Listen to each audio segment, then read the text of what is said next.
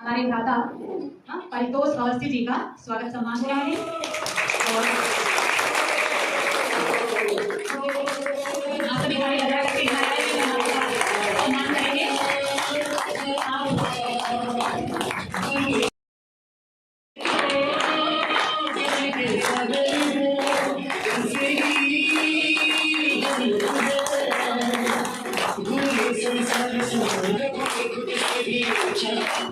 हो रहा है, आप सभी ताली बजा करके इनका स्वागत करेंगे।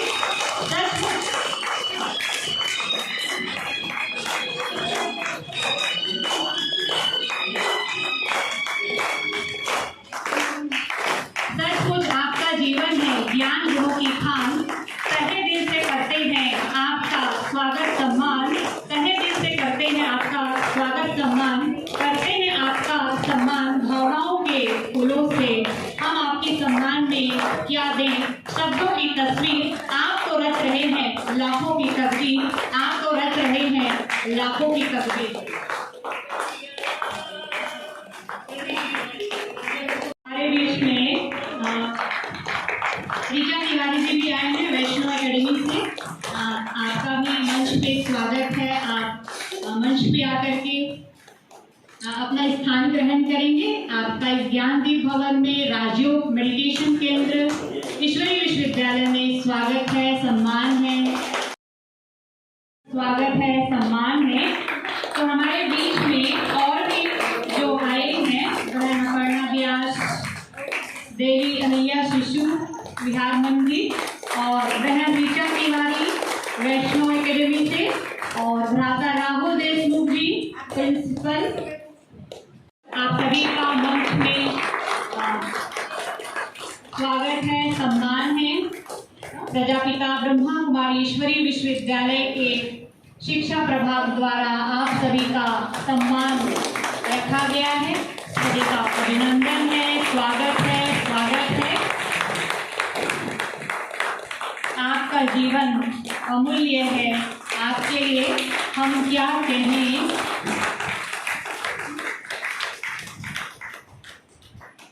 तो आप सभी से हम कुछ जरूर सीखना चाहेंगे। टीटी से मेहनत सीखिए, बबूले से तरकीब, मकड़ी से कारीगरी और अपने विकास के लिए अंतिम समय तक संघर्ष कीजिए। मधुमक्खी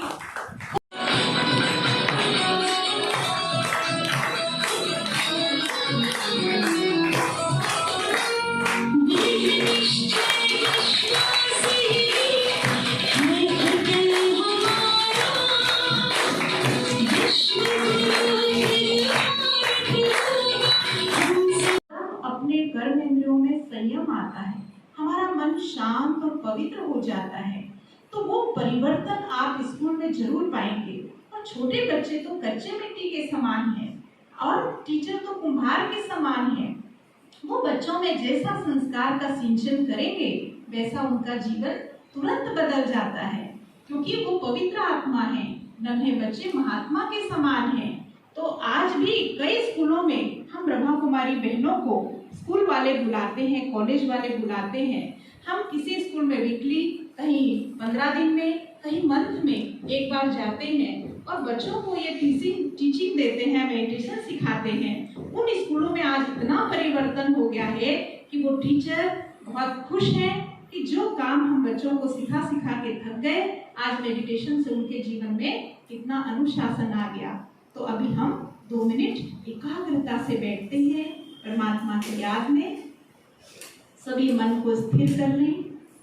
ना आज के विषय है, जैसा कि आपको बताया, कि श्रेष्ठतम समाज की स्थापना हेतु मूल्य आधारित शिक्षा, क्योंकि आज मूल्य लुप्त हो रहे हैं। तो उस संबंध में भी आप बात करेंगे और आप संस्था के बारे में भी बताएंगे।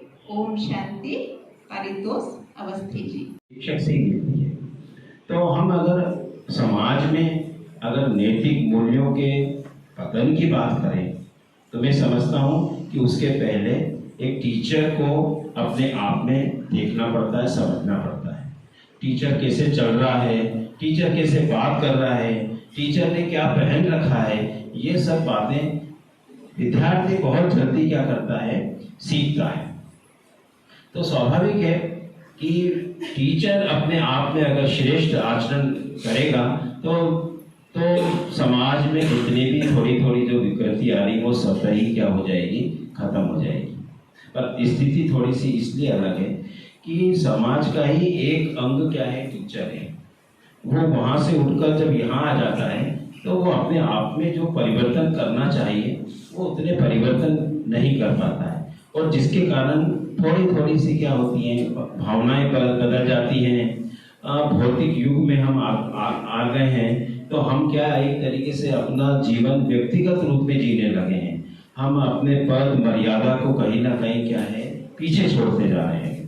तो ये एक शिक्षक और पूरी शिक्षक बिरादरी के लिए भी एक ये चुनौती है कि वो अपने आप को इस समय में जो समाज का सबसे वो उत्कृष्ट स्थान पर उसको समाज ने बिठाया है शिक्षक के रूप में, वो अपने आचरण और अपने आचार विचार आहार इन सब बातों को वो ध्यान में रखें। तो हम निश्चित ही समझेंगे कि समाज में जो नैतिक मूल्यों में हम परिवर्तन करना चाहते हैं वो धीरे धीरे स्वतः ही हो जाएगा। मूल्यनिष्ठ शिक्षा की बात की गई है, इस विषय पर अपनी बात रखने के लिए मुझे निर्देशित किया गया है। तो मैं आपको बता देता हूँ कि समय की दौर में हर युग में शिक्षा का अपना एक अलग तरह का महत्व प्रतिपादित हुआ। इस वर्तमान युग में जब इंटरनेट का युग है, वर्तमान युग जब सोशल मीडिया का युग है, इसमें विद्या का और शिक्षा का प्रचार प्रसार का माध्यम बदल गया।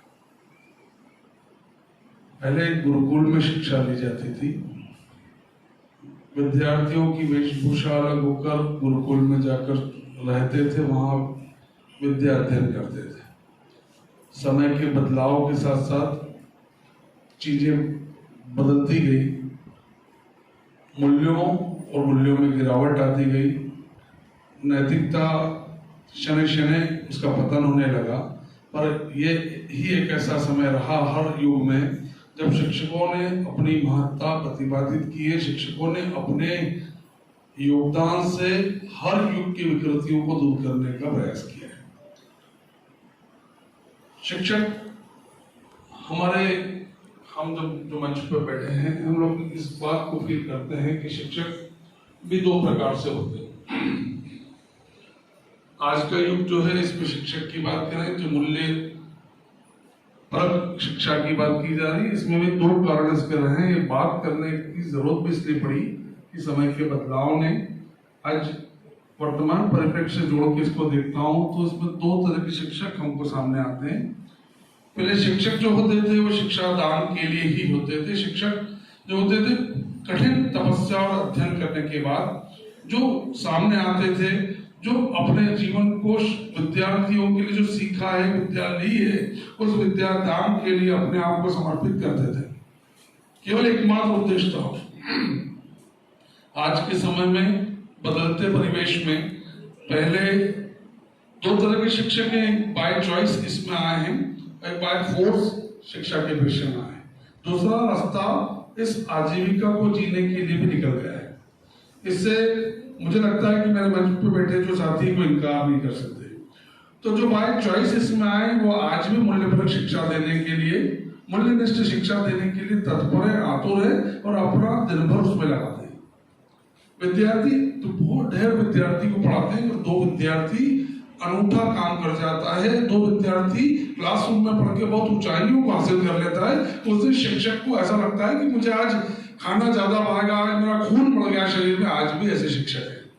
तो आप सभी को भी नैतिक मूल्य क्या है, नैतिक शिक्षा क्या है, शिक्षा में आध्यात्मिकता क्यों जरूरी है और हमारा सर्वांगीण विकास कैसे हो, नैतिक आध्यात्मिक चारित्रिक बौद्धिक विकास कैसे हो, इस विषय पर प्रकाश डालेंगे ब्रह्मा कुमारी प्रतिमा बहन जी। टीचर सब पेशों में से भी टीचर्स का पेशा ज़्यादा आदर सम्मान पूर्वक है, खुशी देने वाले हैं टीचर्स को भी और बच्चों को भी। और आप सबने भी ये क्षेत्र चुना है तो आपके अंदर भी कहीं ना कहीं नैतिकता है, तब आपने ये चुना है। आप सब ने जानते हैं, आप सब मेरे टीचर्स हैं। बाल गंगाधर तिलक जी के लिए कहते हैं, उन्होंने एडवोकेट की पढ़ाई की, पास की एग्ज़ाम, सबने सोचा आगे वही प्रैक्टिस करेंगे, लेकिन उन्होंने उस प्रैक्टिस को छोड़ के, एडवोकेट को छोड़ के, उन्होंने प्राथमिक स्कूल में 300 रुपये महीने में टीचर्स की नौकरी की। तो उनके एक दोस्त थे, कोई भाई थे, सभी रिश्ते नाते सब समझाने लगे कि आप 300 रुपये से आप अपना गुजारा कैसे करेंगे, आपका तो दाह संस्कार करने के लिए तो कोई नहीं रहेगा, आपको कुछ भी नहीं मिलेगा। तो उन्होंने कहा दाह संस्कार का चिंता मुझे नहीं है, पैसे का चिंता मुझे नहीं है, मुझे तो विद्या का मतलब है, और विद्या वही असली है जो मुक्ति दे, असत्य आचरण से मुक्त कराए। तो मैं वकालत का धंधा नहीं करूँगा, मुझे विद्या चाहिए, तो मैं असत्य आचरण से मुक्त होकर इस धंधा में मैं आ गया हूँ, मुझे किसी का परवाह नहीं है। तो आप शिक्षक गण भी, पहले तो बहुत कम सैलरी होते थे, आज तो फिर भी है शायद, तो आप सबने भी इस धंधा को चुना है, तो आप सब भी बहुत सौभाग्यशाली हैं, क्योंकि डॉक्टर के पास कौन हर एक अंग का हम सिखाते हैं, लेकिन मन कहाँ है सिखाते? विश्व में कहीं भी ये नहीं पढ़ाया जाता है, कोई कोर्स में ये नहीं है कि मन कहाँ है। सब अंग के बारे में तो हम सिखाते हैं, लेकिन ये नहीं सिखाते हैं कि मन कहाँ है। कहाँ पे है मन? मन का निवास स्थान कहाँ पे? मन कहाँ पे है? हर एक अंग कहाँ है? बच्चों को पूछते हैं, सिखा देते हैं, छोटे बच्चे भी फटाफट बताते हैं, आँख यहाँ है, कान यहाँ है, लेकिन मन कहाँ है? तो मन को कैसे हम शांत करें, मन को हम कैसे सशक्त करें, मन को हम कैसे शक्तिशाली बनाएं, ये कहीं भी नहीं है। तो इसीलिए ये ईश्वरीय विश्वविद्यालय है ना। तो शिक्षाओं में बहुत परिवर्तन हुआ है, और परिवर्तन होना भी बहुत जरूरी है, लेकिन शिक्षा से नैतिक मूल्यों को घटाना, आध्यात्मिक को शामिल न करना, ये भी अच्छा नहीं है। तो आज की शिक्षाओं में क्या चाहिए? आध्यात्मिकता को शामिल करना है। इसका भी शुरुआत हम कहाँ से करेंगे? खुद से करेंगे। तो आप सब जानते ही है, भारत को गुलाम बनाया था, है ना। तो गुलाम बनाने के पहले तरीका उन्होंने क्या अपनाया था? कहा यहाँ के लोग बहुत शिक्षित है, बहुत बुद्धिमान है, ये जल्दी गुलाम नहीं बनेंगे। तो गुलाम बनाने का तरीका उन्होंने क्या अपनाया था जी? वोट डालो और शासन करो। भारत को गुलाम बनाने के लिए और एक नीति क्या अपनाए थे?